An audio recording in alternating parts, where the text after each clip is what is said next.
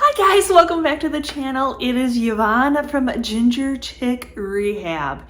And in today's video, along with my husband Chris, we are going to share 3 easy furniture flips. If you want to get into reselling for profit, these are some items, some secondhand items that you should look for. Not only are they easy to load up yourself or they're easy to transport, they also are easy to make over and look new and give new life to and make some beautiful home decor. Along with, they are good sellers. So not only I'm going to share with you the process of making these over, but yes, they are items that sell very quickly when we put them into our retail booth. So if you are into this of flipping furniture, or maybe you just want to stick around because, hey, maybe I want to make over one of my pieces that I have, or maybe you just enjoy watching furniture flipping. So we're going to start off with, bookshelves. Now that is something you actually don't see as often as you would think when you're looking secondhand for them in thrift stores or garage sales or what have you. So that when you do come along them to be able to find them, they do sell really easy. So just giving them a new life, a new look, creating something a little bit prettier and more up to date. Yep, that is what makes them sell. So now this piece is one of those pressboard laminates. So really you're just going to start off with just cleaning the piece really well. So now what Chris is using to clean is just some crud cutter deglosser. You don't really want to sand too much on a piece like this because the chances of you going all the way down underneath that laminate, it happens pretty quick before you know it. So just make sure that you clean the piece really well. Yep, you have to spend a little money to make little money. So I do recommend the crud cutter deglosser for pieces like this.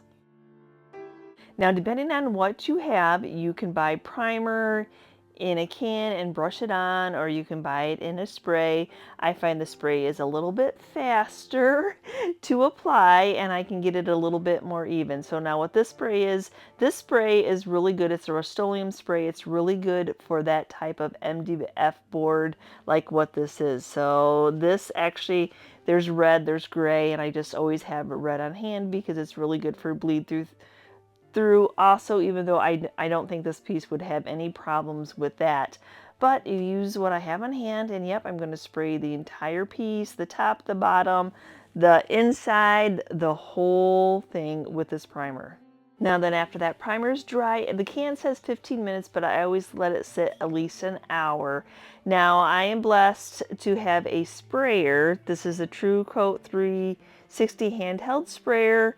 It was one of my first investments of when we started flipping furniture to be able to get a smooth paint job, but you sure can brush this on. And I'm just using the Kills paint and primer that I get right off the shelf in the flat white from Walmart.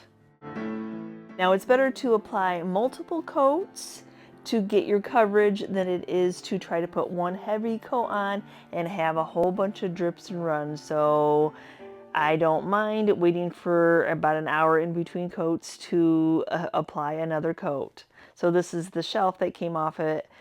So you all, these roller carts are very nice. And yeah, I know this is a beginning video for beginners, but it's more about the item. Yeah, these are just handy little things that we have picked up, and that was actually in my brother's trash bin to recycle, and I was like, hey, I could really use those in our shop. So never overlook something that has wheels that can rise something up to save your back.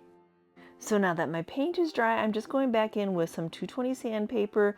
The nice thing about that Graco sprayer is it just makes such a fine mist that there's minimal sanding that you have to do. So yep, I'm not distressing this piece at all because all I would be doing is going down to that red primer. I'm just making sure that it's nice and smooth.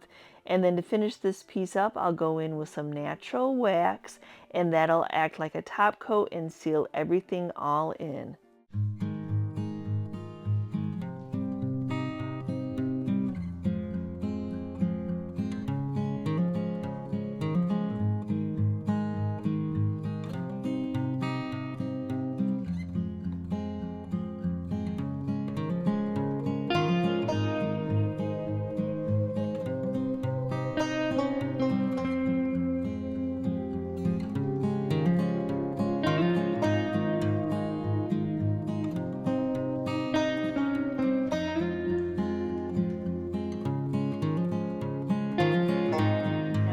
up is another bookshelf. Yep, this one is actually a solid wood bookshelf. So we're going to do a little bit different here. Since it is solid wood, we can change it up just a little bit more.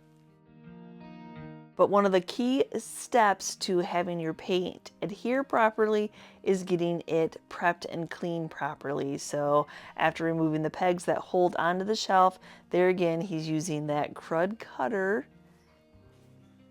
the deglosser one, to clean this entire piece. Let's see if we can add some wood features to this bookshelf. So let's get this finish off the top of this and see what we have underneath. You're never sure what kind of wood or what the wood's going to look like until you get that top finish off. So now to remove the finish, he's using the 80 grit sandpaper. So you want to, the lower the number, the more product it will take off. The higher the number, the smoother it'll make the piece. But when it came to the detail edging, so he does not lose that feature, he did go in and hand sand it with just regular old sandpaper.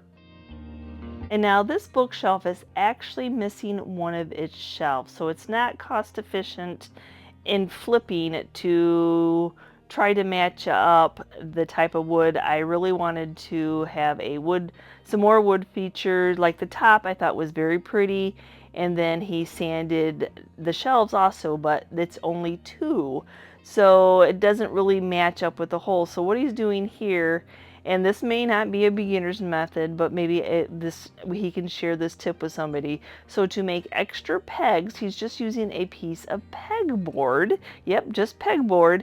And then he has his drill bit, and the tape is showing how deep that he can go, what that peg is. So the drill, the pegboard and the drill bit, he's going to go ahead and make a whole line of places to put the pegs, so you can rearrange the shelves whichever way you want. You're just not committed to those 3 spots that was only available when there was 3 shelves. He did line them up with the original pegs, put one of the pegs in the hole, and then made sure that it was nice and tight. And then as you see, yep, he's just drilling all the way down. Now I'm just going to protect that top, so I'm just going to put some tape on along with some Dollar Tree contact paper to protect that area that he took all that time to sand down to that natural wood. So this is actually a good test to tell if an item is going to have bleed through problems. I do get that question a lot, so I just have a wet wipe. So all I'm doing is rubbing that wet wipe across the item, and even though we've already cleaned it, look what's on my wet wipe. So I know the original stain is going to bleed through my white paint. So back to that primer I go. Now this primer, yep, it was really good for the MDF board, but it's also really good, the red one is really good for bleed through, which would seem funny because bleed through is red, but for whatever reason, this one is wonderful for that. So it has been my go-to lately for bleed through problems.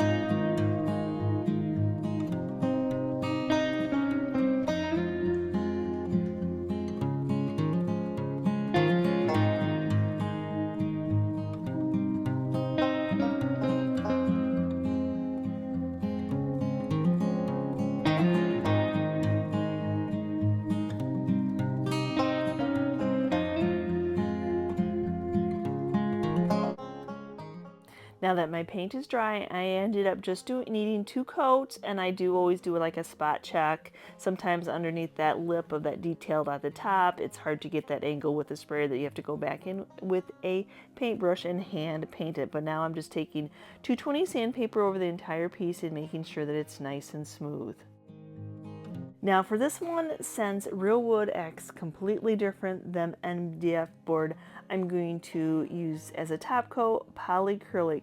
The polyacrylic will just soak into the paint and really put a nice protective coat on this white paint. Now the difference between the MDF board one that I did, that there's really nothing for the paint to grab onto. It's grabbing onto the primer that I put on there, and then it's curing hard, so using a wax on that type for a top coat just really seals that in a little bit better than adding another layer of some wet paint on it.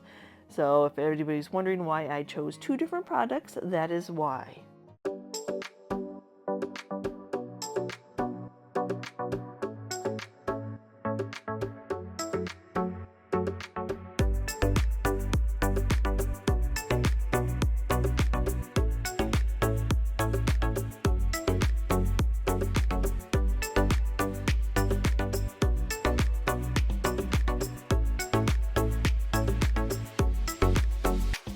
So after removing my layer of protection, I'm going in with some 220 sandpaper just on the edge.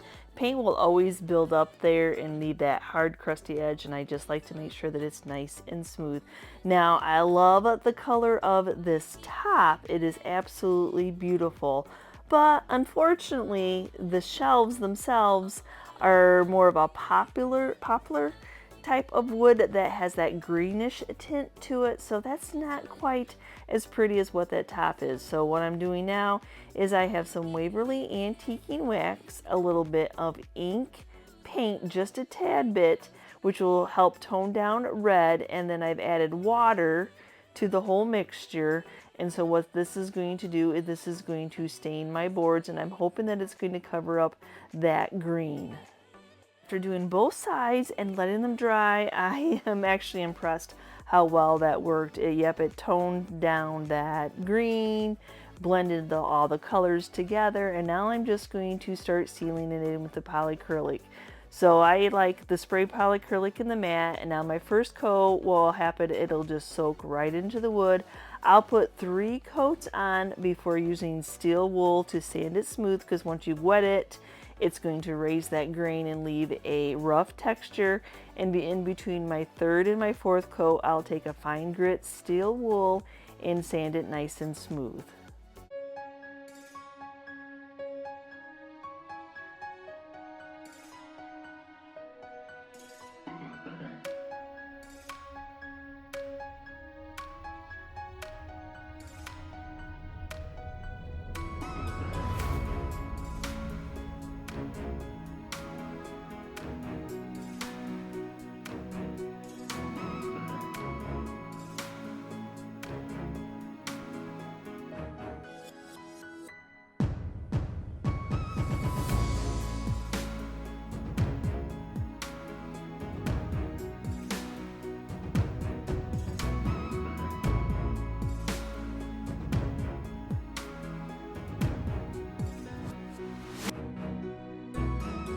Up is this piece. Now, bookshelf or a very small hutch, whichever way you want to look at it, it actually will separate into 2 pieces, so very easy to lift yourself. It's a solid wood piece. Don't let the layers of dust deceive you. Yes, it's got a little bit of area that needs some filler on some dents on the sides, but other than that, it's in wonderful shape. I always find that it's much easier to remove hardware to paint a piece. So I was going to start right off with removing the knobs and the hinges that are keeping the doors on.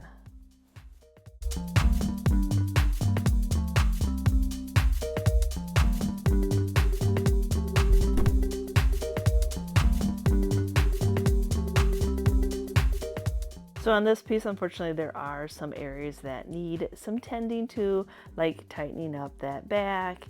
And then it has all these little pegs that are on it, which is a wonderful detail, but half of them are missing and then half of them won't come out. So what Chris did was drill a hole into them to be able to pop what's left out.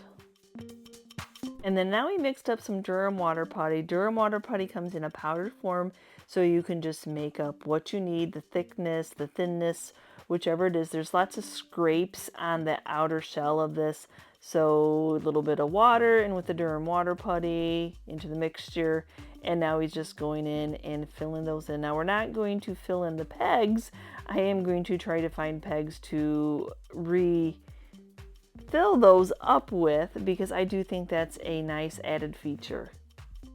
Then after the Durham water putty dries and it gets sanded smooth, it's time to wipe the piece down again. Now, if I was going to be painting this piece white, I would need to prime it, because as you see, it's coloring my wet wipe. I just like to show that little test again. If it's coming off on my wet wipe, I know that it's going to bleed through white paint, but I'm not going to be painting this piece white. I'm actually going to be painting it black. So as you see, I taped off, just like that before with those wood features. The shelves on this piece were in wonderful condition, so I took the time to tape them off and use contact paper. So now I'm just using that same sprayer, the TrueCoat 360 sprayer, and now I have the ready to use black Onyx spray paint that I get right off the shelf at Walmart to cover up this piece, to give it that two-tone, kind of like an industrial primitive vibe.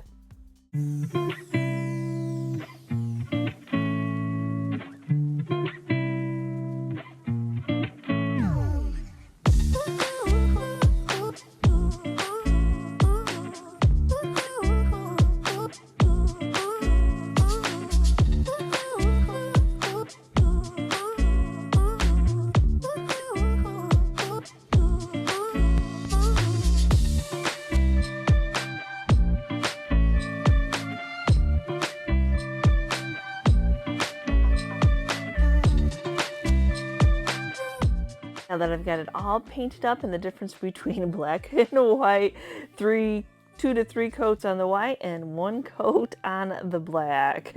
So now I'm sealing it all in with polyacrylic.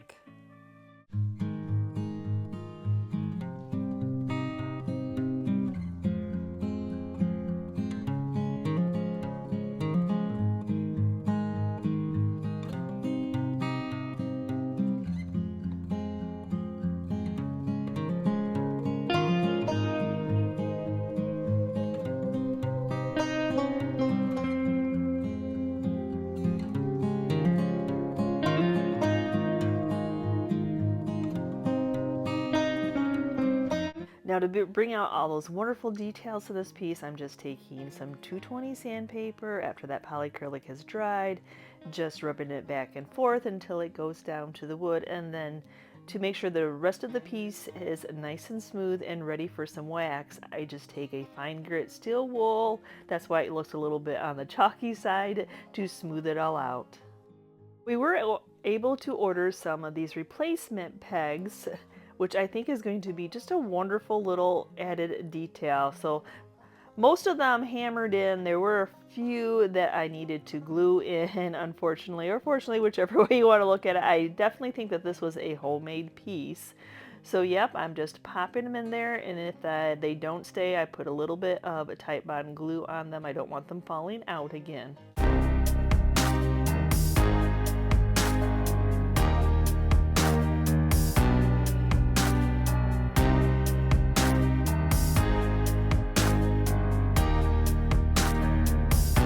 Now that I removed the contact paper and the tape off the shelves to protect them, I'm going back in with just straight antiquing wax. This is Waverly's antiquing wax.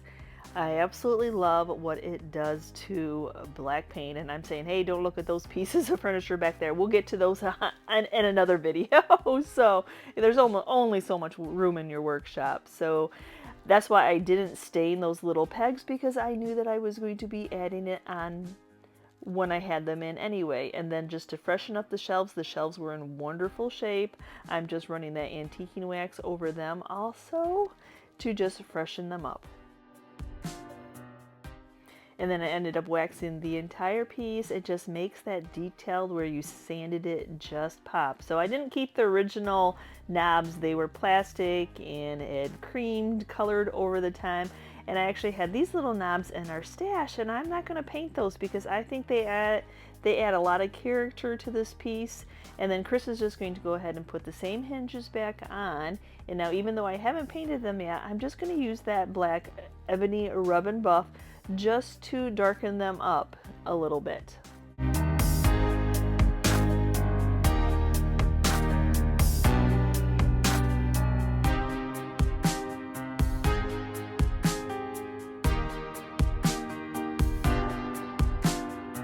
Now the two pieces are made to come apart, but so that the top piece is not rubbing on the other piece, wood and scraping off your paint, we're just adding some felt little pads to the bottom of the piece before putting it back on.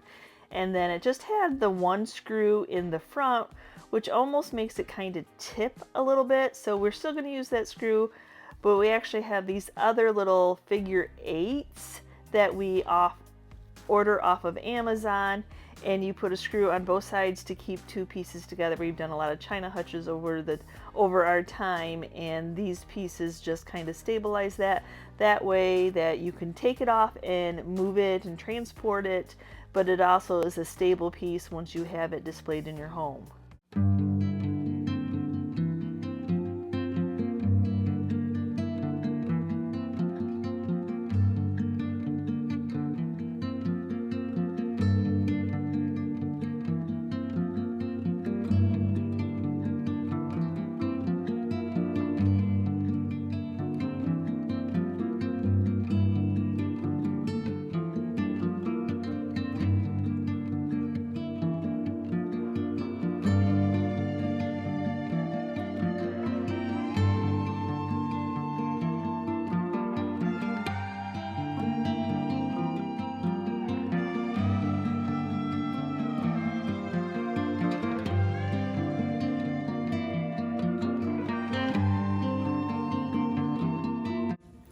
So what did you think of today's video? Yes, 3 different styles of bookshelves. One's kind of a display with a little bit of extra, but totally doable. No, you don't have to have a sprayer. You can hand paint it.